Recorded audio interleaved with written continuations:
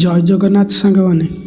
ତ ସାଙ୍ଗମାନେ, ଆପଣମାନେ ସବୁଦିନ ତ ମୋ ଷ୍ଟୋରି ଶୁଣୁଛନ୍ତି, କିନ୍ତୁ ଷ୍ଟୋରି ଆପଣଙ୍କୁ କେମିତି ଲାଗୁଛି ମୋତେ କମେଣ୍ଟ କରିକି ନିଶ୍ଚିନ୍ତ ଜଣାଇବେ। ଆଉ ଆଜି ଯେଉଁ ଷ୍ଟୋରି ମୁଁ ଆଣିକି ଆସିଛି, ଏ ଷ୍ଟୋରିଟି ମୁଁ ନିଜ ଗାଁରେ ଘଟିଥିବା ଅତି ଭୟାନକ ଘଟଣା।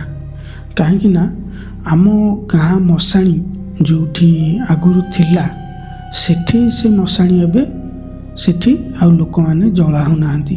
କାହିଁକିନା ଆଉ ଗୋଟେ ନୂଆ ମଶାଣି ଆମର ତିଆରି ହେଇଥିବାରୁ ସେଠିକି ଲୋକମାନେ ଆଉ ସେ ପୁରୁଣା ମଶାଣି ଠେଇକି ଆଉ ଲୋକଙ୍କୁ ପୋଡ଼ିବା ପାଇଁ ନିଆ ହେଲାନି। କାହିଁକିନା ନୂଆ ମଶାଣି ଯେତେବେଳେ ତିଆରି ହେଇଗଲା, ସେତେବେଳେ ସମସ୍ତେ ସେଇ ନୂଆ ମଶାଣିକି ନେଲେ ପୋଡ଼ିବା ପାଇଁ। କିନ୍ତୁ ଏ ପୁରୁଣା ମଶାଣିଟି ଅତି ଭୟଙ୍କର ମଶାଣି ଥିଲା। କାହିଁକିନା ସେ ଜାଗାରେ ଦିନ ବେଳେ ବି ଲୋକ ଯିବାକୁ ଡରନ୍ତି। କିନ୍ତୁ ଆମ ଗାଁର 3 ସାଙ୍ଗ ସେ ଜାଗାରେ ଯାଇକି, ସେଇ ପୁରୁଣା ମଶାଣି ଠେଇ ସେ ଜାଗାରେ ଯାଇକି ରାତି ସମୟରେ ମଦ ପିଇବା ପାଇଁ ଯାଇଥିଲେ। ଆଉ ଯେତେବେଳେ ସେମାନେ ମଦ ପିଉଥିଲେ, ସେତେବେଳେ ତାଙ୍କ ସହିତ ଅତି ଭୟାନକ ଘଟଣା ଘଟି ଯାଇଥିଲା। ତ ସାଙ୍ଗମାନେ, ଚାଲନ୍ତୁ ଏହି ମଶାଣିର କାହାଣୀ ବିଷୟରେ ଆଜି ଆମେ ଜାଣିବା। ତା ଆଗରୁ ଆପଣମାନେ ଯଦି ମୋ ଚ୍ୟାନେଲକୁ ନୂଆ ଆସିଥିବେ, ତାହେଲେ ମୋର ଆପଣମାନଙ୍କୁ ଗୋଟିଏ ରିକ୍ୱେଷ୍ଟ କି ଆପଣମାନେ ମୋ ଚ୍ୟାନେଲକୁ ସବସ୍କ୍ରାଇବ୍ କରିଦିଅନ୍ତୁ। କାହିଁକିନା ମୁଁ ଯେବେ ବି ଷ୍ଟୋରି ଏଇ ଚ୍ୟାନେଲରେ ଅପଲୋଡ଼ କରିବି, ସର୍ବପ୍ରଥମେ ଆପଣମାନେ ଶୁଣିପାରିବେ। ତାହେଲେ ଚାଲନ୍ତୁ ଅଧିକ ସମୟ ନଷ୍ଟ ନ କରି ଆଜିର କାହାଣୀଟି ଆରମ୍ଭ କରିବା।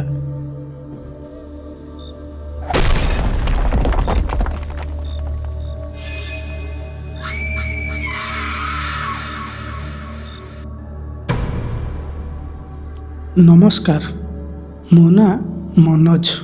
ଏହି କାହାଣୀଟି ଆମ ଗାଁ ମଶାଣି ଉପରେ। ଆଉ এই ଘଟଣା ଘଟିଯାଇଛି ଆମ 3 ସାଙ୍ଗଙ୍କ ସାଥିରେ। ମୋ 2 ସାଙ୍ଗଙ୍କର ନାଁ ପଙ୍କଜ, ଆଉ ଜଣଙ୍କ ନାଁ ଦୀପୁ। ଆମେ 3 ସାଙ୍ଗ ସେଦିନ ଭୁଲରେ ଚାଲି ଯାଇଥିଲୁ ସେଇ ମଶାଣି ପାଖକୁ, ଯେଉଁ ମଶାଣି ପାଖକୁ ଦିନ ବେଳେ ବି କେହି ଲୋକ ଯାଆନ୍ତିନି। ସେଦିନ 4ଟା ବେଳ ସମୟ ହୋଇଥାଏ। ପଙ୍କଜ ଭୁବନେଶ୍ୱରରେ କାମ କରୁଥାଏ। ସେଦିନ ସିଏ ଗାଁକୁ ବୁଲିବା ପାଇଁ ଆସିଥାଏ। ସିଏ ଯେତେବେଳେ ବୁଲିବା ପାଇଁ ଆସିଲା, ସେତେବେଳେ ଦୀପୁର ମୋର ପଙ୍କଜକୁ ଦେଖା ହେଲା ପରେ ଆମେ ସାଥି ହେଇକି ସେଦିନ ଗୋଟେ ପାର୍ଟି ରଖିଲୁ। ପାର୍ଟି ଯେତେବେଳେ ରଖିଲୁ, ସେତେବେଳକୁ ସନ୍ଧ୍ୟା ହୋଇଯାଇଥିଲା। ଆମେ 3 ସାଙ୍ଗ ବାହାରି ପଡ଼ିଥିଲୁ ସେଇ ମଶାଣି ପାଖକୁ ଯିବା ପାଇଁ। କାହିଁକିନା ଗାଁ ପାଖରେ କିନା ସେ ମଶାଣିଟେ ଥାଏ। ଆମେ 3 ସାଙ୍ଗ ସାଥିରେ କିଛି ମଦ ନେଇ ସେଇ ମଶାଣି ପାଖରେ ଯାଇ ପିଉଥାଉ। ସେତେବେଳକୁ ଟାଇମ୍ ହୋଇଥାଏ ରାତି 7ଟା। ଆଉ ଏପଟେ ପଙ୍କଜ ସେଦିନ ଭୁବନେଶ୍ୱରରୁ ଆସିଥିବାରୁ ଆମେ 2 ସାଙ୍ଗ ବହୁତ ଖୁସି ଥାଉ। କାହିଁକିନା ସିଏ ବହୁ ଦିନ ହେବ ସେ ଗାଁକୁ ଆସିନଥିଲା। ସେଥିପାଇଁ ଆମେ 3 ସାଙ୍ଗ ଆଜି ସମସ୍ତେ ସାଥି ହେଇକି ଟିକେ ଟିକେ ମଦ ପିଉଥାଉ। ଏମିତି ସେଠି ଆମେ ବସିକି ମଦ ପିଇଲା ଭିତରେ ଠିକ୍ ସେହି ସମୟରେ ମୋର କାହିଁକି କେଜାଣି ଟିକେ ନଜର ପଡ଼ିଲା ସେଇ ମଶାଣିର ଗୋଟେ ସାଇଡ଼୍ ପାଟକୁ। ମାନେ ସେପାଟ ସାଇଡ଼ରେ ଗୋଟେ ଘୁଷୁରୀ ସାଥି ହାତୀ ପାହାସ କଲା।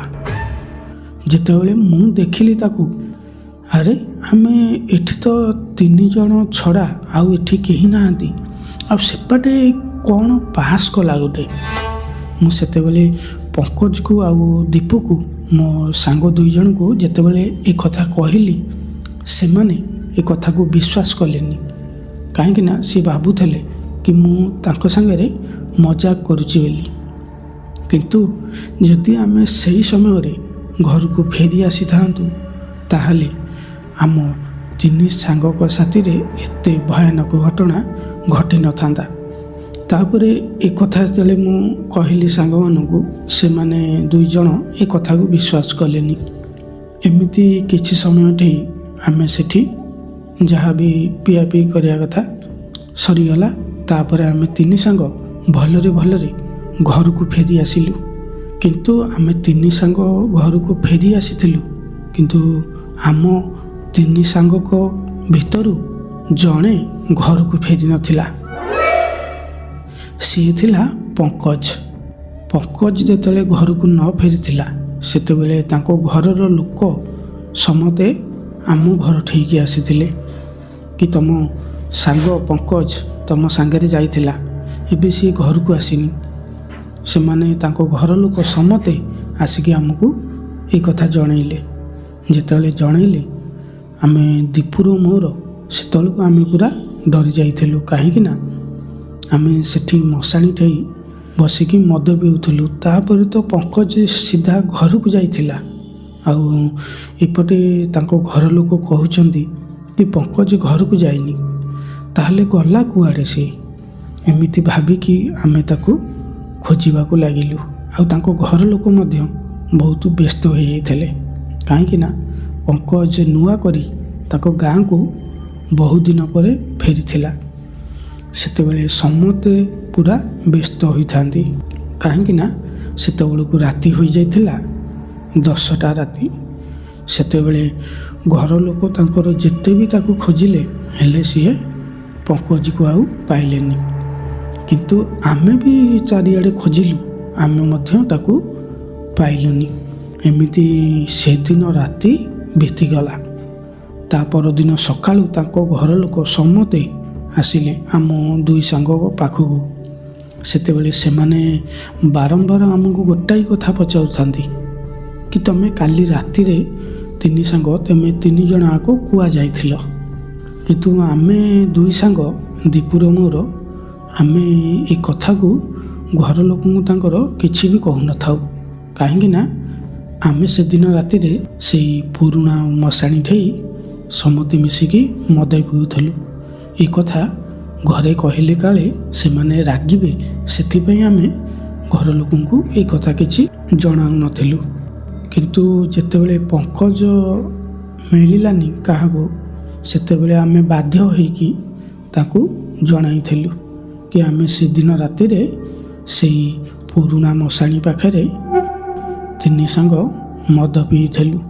ଆଉ ମଦ ପିଇ ସାରିଲା ପରେ ଆମେ ସିଧା ଘରକୁ ଚାଲି ଆସିଥିଲୁ। ଆଉ ପଙ୍କଜ ବି ଘରକୁ ଚାଲି ଯାଇଥିଲା। ଆଉ ତାପରେ ସେ କୁଆ ଗଲା ଆମେ ଆଉ ଜାଣିନୁ।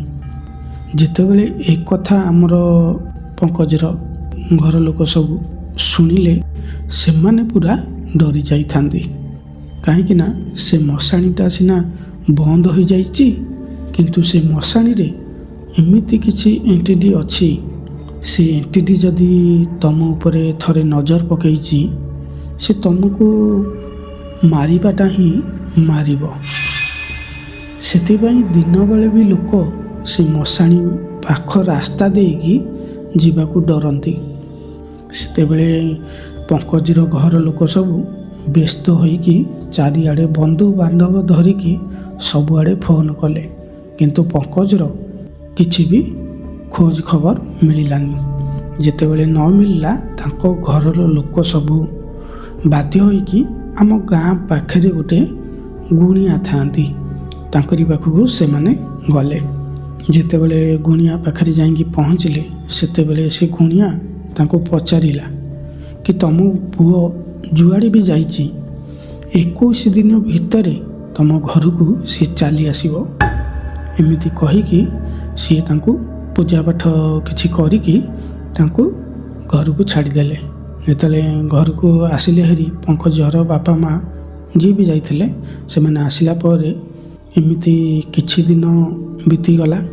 କିଛି ଦିନ ବିତିଗଲା ପରେ ଏମିତି ଗୋଟେ ଦିନ, ସେତେବେଳକୁ ରାତି 8ଟା ସମୟ ହୋଇଥିବ, ସେତେବେଳେ ପଙ୍କଜ ସେଇ ଗୁଣିଆ ଘରକୁ, ଯେଉଁ ଗୁଣିଆ ଘରକୁ ପଙ୍କଜର ଘର ଲୋକ ଯାଇଥିଲେ, ତାରି ଘରକୁ ପଙ୍କଜ ମନକୁ ମନ ସେଦିନ ରାତିରେ ତାଙ୍କ ଘରେ ଯାଇକି ପହଞ୍ଚିଛି। ଯେତେବେଳେ ପଙ୍କଜ ଯାଇକି ତାଙ୍କ ଘରେ ପହଞ୍ଚିଛି ସେତେବେଳେ ସେ ଗୁଣିଆ ଜଣକ ପଙ୍କଜର ଘର ଲୋକଙ୍କୁ ଫୋନ୍ କରି ଡାକିଲେ। ଯେତେବେଳେ ଡାକିଲେ ଇଏ ଯେତେବେଳେ ଯାଇକି ସେଠି ପହଞ୍ଚିଲେ ସେତେବେଳେ ପଙ୍କଜକୁ ସମସ୍ତେ ଦେଖିକି ସମସ୍ତେ ପୁରା ଆଶ୍ଚର୍ଯ୍ୟ। କାହିଁକି ନା ପଙ୍କଜ ବାରମ୍ବାର କହୁଥାଏ କି ମୋତେ ଖାଇବାକୁ ଗଣ୍ଡେ ଦିଅ, କାହିଁକିନା ମୁଁ ବହୁତ ଦିନ ହେଲା କିଛି ଖାଇନାହିଁ। ସେତେବେଳେ ବାବା ଯିଏ ସେଇ ଗୁଣିଆ ଥିଲେ ସିଏ ତାଙ୍କ ଘରୁ କିଛି ଖାଇବା ଆଣିକି ଆଉ କିଛି ଦିଅଙ୍କ ପ୍ରସାଦ ଆଣିକି ତାକୁ ଖାଇବାକୁ ଦେଲେ।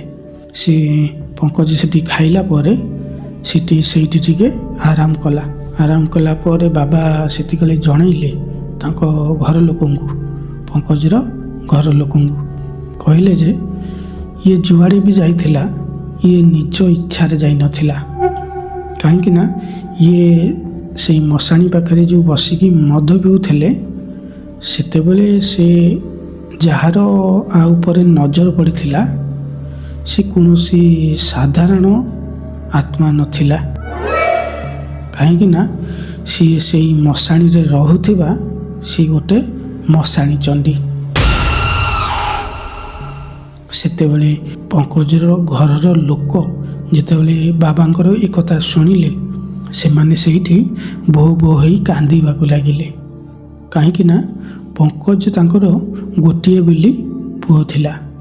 ସେତେବେଳେ ସେମାନେ ପଙ୍କଜର ହାତରେ ବାବାଙ୍କୁ କହିକି ଗୋଟେ ଡହୁରିଆ ବାନ୍ଧିଲା ପରେ ପଙ୍କଜ ସେଦିନ ଭଲରେ ଘରକୁ ଫେରି ଆସିଥିଲା। ଆଉ ସେବେଠାରୁ ସେ ମଶାଣି ରାସ୍ତା ଦେଇ କେହି ଗାଁର ଲୋକମାନେ ଗଲେ ନାହିଁ। ତ ସାଙ୍ଗମାନେ ଆଜିର ଏଇ କାହାଣୀଟି ଆପଣମାନଙ୍କୁ କେମିତି ଲାଗିଛି? ଯଦି ବି ଟିକେ ଭଲ ଲାଗିଥିବ ତାହେଲେ କମେଣ୍ଟ ବକ୍ସରେ ମୋତେ ଲେଖିକି ଜଣାନ୍ତୁ କି ଆପଣଙ୍କୁ ଏ ଷ୍ଟୋରି କେମିତି ଲାଗିଛି। ଆଉ ଗୋଟେ କଥା, ଯଦି ଆପଣଙ୍କୁ ଆଉ କାହା ଉପରେ ଷ୍ଟୋରି ଆଣିବା ପାଇଁ କହିବେ ତାହେଲେ ମୁଁ ଯେମିତି ହେଲେ ଆପଣ କହିଥିବା ଷ୍ଟୋରି ମୁଁ ଯେମିତି ହେଲେ ଆଣିବି। ତାହେଲେ ରହୁଛି, ଦେଖା ହେବା ଆଉ ଗୋଟେ ନୂଆ କାହାଣୀରେ। ଜୟ ଜଗନ୍ନାଥ।